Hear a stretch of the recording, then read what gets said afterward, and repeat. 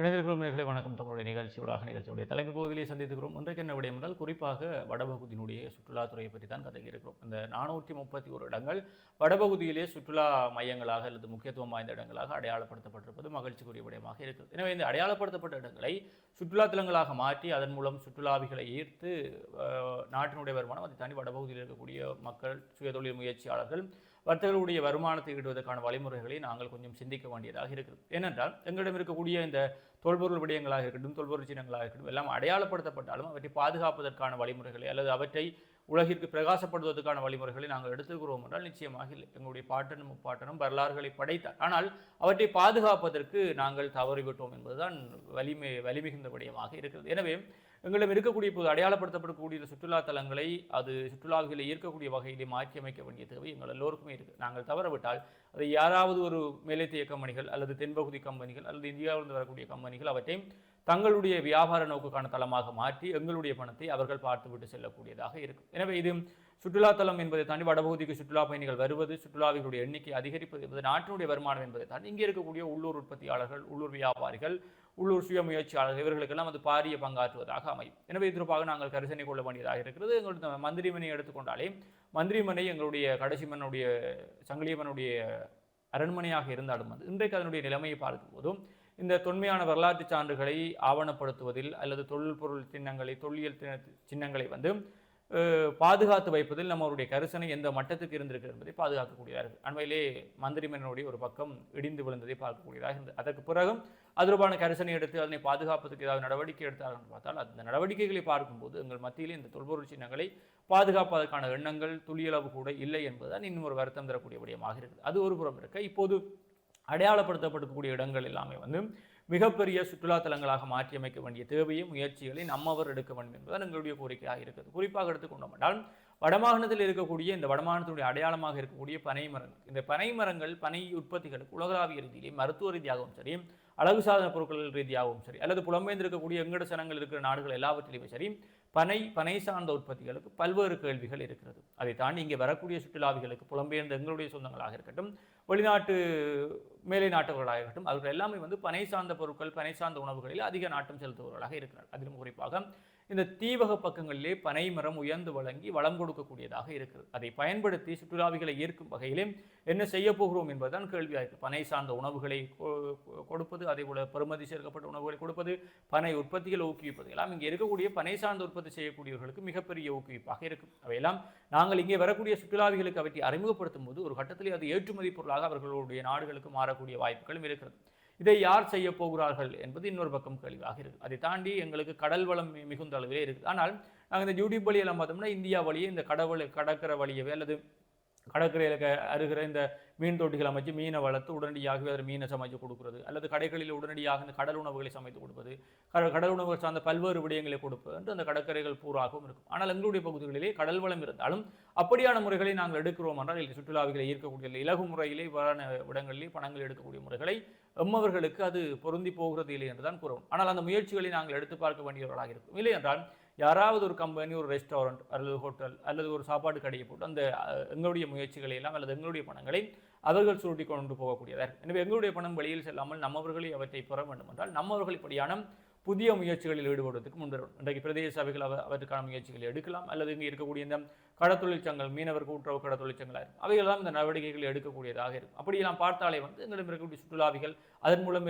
ஏற்படக்கூடிய இந்த பக்க உபவிளைவுகளாக வரக்கூடிய இந்த உணவுகள் இவ்வாறான விடயங்களை பாய்ப்பதன் மூலம் நாங்கள் எங்களுக்கான வருமானத்தை உயர்த்தி கொள்ளக்கூடியதாக. இந்த விடயங்கள் எல்லாம் நாங்கள் வருடாவிடம் இந்த கச்சான் விற்பது, மாங்காய் விற்பது போன்ற செயற்பாடுகள் மாத்திரம் ஈடுபடுவதை தாண்டி இப்படியான புதிய முயற்சிகளை எடுத்து பார்க்க வேண்டும் என்பது எங்களுடைய பேரவாவாக இருக்குது. குறிப்பாக யாழ்ப்பாணம் அதனை வேண்டிய கடற்பர பிரதேசங்களும் தீவு பகுதிகள் அதிக அளவில் இருக்குது. குறிப்பாக நெடுந்தீவுக்கெல்லாம் சுற்றுலா பயணிகள் செல்வாங்க. ஆனால் நெடுந்தீவு அந்த அளவுக்கு தனி ஒரு சுற்றுலா மையமாக தரம் உயர்த்தவில்லை என்பது எங்களுடைய கவலையாகவும் இருக்குது. நெடுந்தீவுக்கும் பெரும்பான்மை இனத்தவர்கள், அதே போல இங்கே வரக்கூடிய பல்கலைக்கழக மாணவர்கள் எல்லாருமே நெடுந்தீவை நோக்கி செல்வாங்க, நெடுந்தீவில் இருக்கக்கூடிய இந்த பாரம்பரிய விடயங்களை பார்ப்பதற்கு. ஆனால் அவற்றையெல்லாம் பாதுகாத்து அழகுபடுத்தி ஒரு சுற்றுலாத்தலமாக காட்சிப்படுத்துவதற்கு நாங்கள் தவறு இருக்கிறோம். அதே போல வியாபார நிலையங்கள், சுற்றுலாத்தலங்களை ஆண்டிய வியாபார நிலையங்கள் எல்லாம் எங்கள் மத்தியிலே மிக குறைவாக இருக்கிறது என்பதுதான் எங்களுடைய கவலையாகவும் இருக்கு. எனவே வடக்கு அபிவிருத்தியை நோக்கி நகர்ந்து கொண்டிருக்கிறது. இன்னும் சிறப்பான முறையிலே அபிவிருத்தி நடைபெற வேண்டும் என்றால் எம்மவர்கள் முழுமூச்சாக இறங்கணும். அப்போதுதான் எம்மவர் உழைக்கக்கூடிய உழைப்பு, எம்மவர்களிடம் இருக்கக்கூடிய பணங்கள் எங்களுக்குள்ளேயே சுழற்சி முறையில் பயன்படும் என்பதை விளங்கிக் கொண்டு புதிய முயற்சிகள் எடுப்பதற்கு கொஞ்சம்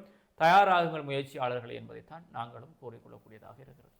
நிச்சயமாக இந்த சுற்றுலா தலங்களினுடைய அபிவிருத்தி என்பது பொருளாதார அபிவிருத்தி என்பதை தாண்டி இந்த வடக்கில் மேற்கொள்ளப்படக்கூடிய இந்த சுற்றுலா தலங்களின் வளர்ச்சி என்பது இந்த வடக்கு மாகாணத்தினுடைய அடையாளத்தையும் பாரம்பரியத்தையும் கலாச்சாரத்தையும் பேணி பாதுகாக்கக்கூடிய ஒரு முறைமையாக இருக்கக்கூடியதாக இருக்கும். உண்மையிலேயே இன்றைக்கு இந்த யாழ்ப்பாணத்திலே மந்திரிமனையினுடைய ஒரு பகுதி இடிந்து விழுந்ததை அடுத்து எங்களுக்கு அறியக்கூடியதாக இருந்தது என்னவென்று சொன்னால், நாங்கள் எங்களுடைய பாரம்பரிய அடையாள சின்னங்களையோ அல்லது எங்களினுடைய பாரம்பரிய முறைமைகளையோ பாதுகாக்க தவறிவிட்டோம், அல்லது எங்களினுடைய சுற்றுலா துறைகளினுடைய வளர்ச்சி என்பது இதன் மூலம் பெரிய பாதிப்புகளை ஏற்படுத்தக்கூடியதாக இருந்தது.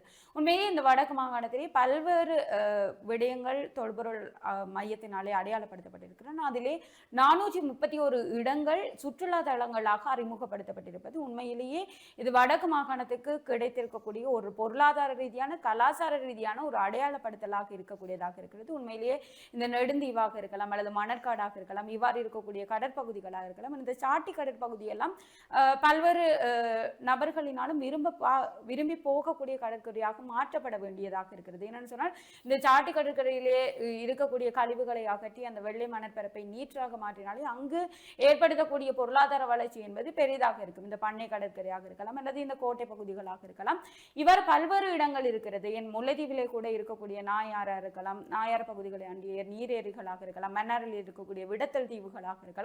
இவ்வாறு இயற்கை தந்திருக்கக்கூடிய கொடைகளை நாங்கள் சற்று கவனமாக பாதுகாத்து அதனை ஒரு சுற்றுலா தலங்களாக வளர்ச்சி அடைய செய்வதன் மூலமாக நாங்களும் ஒரு பொருளாதாரத்திலே தன்னிறைவை பெறுவதுடன் எங்களுடைய கலாச்சார அடையாளங்களை அடையாள சின்னங்களாக பாவித்து அதனை ஒரு எங்களுடைய மூலதன முயற்சியாக பயன்படுத்திக் கொள்ளலாம் என்பதை தான் நாங்கள் அனைவரும் புரிந்து கொள்ள வேண்டும். உண்மையிலேயே இந்த நெடுந்தீவிலே காணப்படக்கூடிய காட்டுக்குதிரைகளாக இருக்கலாம், இந்த டெல்ஃப்ட் என்று சொல்லப்படுகின்ற இடங்களுக்கு செல்வதற்கு சுற்றுலா பயணிகள் விரும்பி கொண்டிருக்கிறார்கள். ஆனால் அங்கே இருக்கக்கூடிய இந்த உட்கட்டமைப்பு வசதிகளினுடைய குறைவு அல்லது தாக்கம் என்பது இந்த சுற்றுலா பயணிகளை அதிகமாக ஈர்த்து கொள்வதில் ஒரு சிறிய தடையை ஏற்படுத்தி இருக்கிறது என்பதை தான் குறிப்பிடக்கூடியதாக இருக்க வேண்டும். உடனடியாக அங்கே அடுக்குமாடி குடியிருப்புகளையோ அல்லது அங்கே ஏற்படுத்தக்கூடிய உட்கட்டமைப்பு வசதிகளையோ மாற்ற இயலாது. முடிந்தவரை இருக்கக்கூடிய வீடுகளை ஹோம் ஸ்டேயாக பயன்படுத்திக் கொள்ளலாம், அல்லது தனியார் அரச கூட்டு முயற்சிகளே அங்கே சில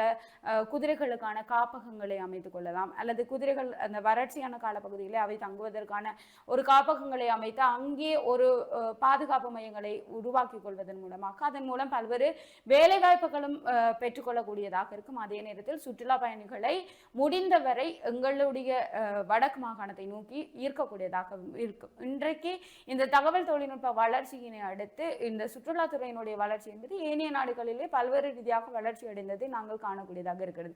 நாங்களும் முடிந்தவரை எங்களுடைய பாரம்பரிய முறைமைகளை இந்த தகவல் தொழில்நுட்ப வளர்ச்சியினூடாக மாற்றியமைக்க வேண்டும். QR தொழில்நுட்பமாக இருக்கலாம், அதாவது எங்களுடைய சுற்றுலா தலங்களுக்கு முன்னால் ஒரு QR தள உருவாக்கத்தை மேற்கொள்வதன் மூலமாக வரக்கூடிய சுற்றுலா பயணிகள் அந்த QR கோட்டினூடாக உட்சென்று அந்த இடத்தினுடைய பாரம்பரியமாக இருக்கலாம், வரலாறாக இருக்கலாம், அமைப்பாக இருக்கலாம் என்று பல்வேறுவற்றை அவர்கள் தாங்களே அறியக்கூடியவர்களாக இருப்பதற்கான வழிமுறைகளை ஏற்படுத்திக் கொள்ளலாம்.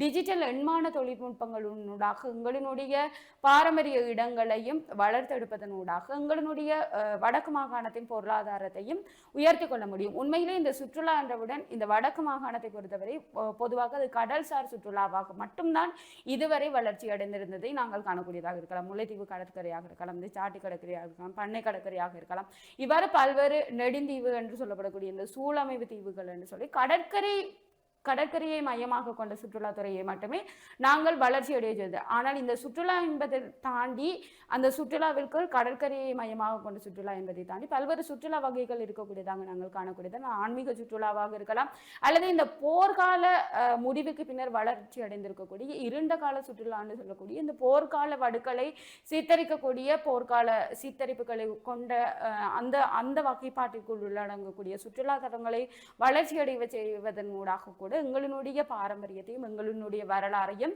இன்னொருவருக்கு கடத்தக்கூடியதாக இருக்கும். இந்த யுத்த கால வடுக்கள் என்பது எங்களினுடைய தமிழர் பகுதியிலே மிகுந்த ஒரு பேசப்பட வேண்டிய விடயம். அவை எதிர்கால சந்ததியினருக்கு முறையாகவும் முழுமையாகவும் சொல்லப்பட வேண்டும். இந்த அறகுறையா தெரிஞ்சாக்கள், கொஞ்சம் கொஞ்சம் தெரிஞ்சாக்கள், இதுதான் என்று சொல்லி சொல்ற மாதிரி இருக்கக்கூடாது. அப்ப முடிஞ்சவரை எங்களோட வடக்கு மாகாணத்துல இருக்கக்கூடிய பட்டதாரிகளா இருக்கலாம், இன்றைக்கு பல்கலைக்கழகங்கள்ல சுற்றுலாத்துறைய ஒரு இளங்கலைமானி பட்டமா படிக்கிறார்கள் பல பேர் இருக்கணும். அவர்களுக்கு என்ன வேலை வாய்ப்பு என்பது தொடர்பாக இன்று வரைக்கும் தேடுதல்கள் இருந்து கொண்டுதான் இருக்கிறது.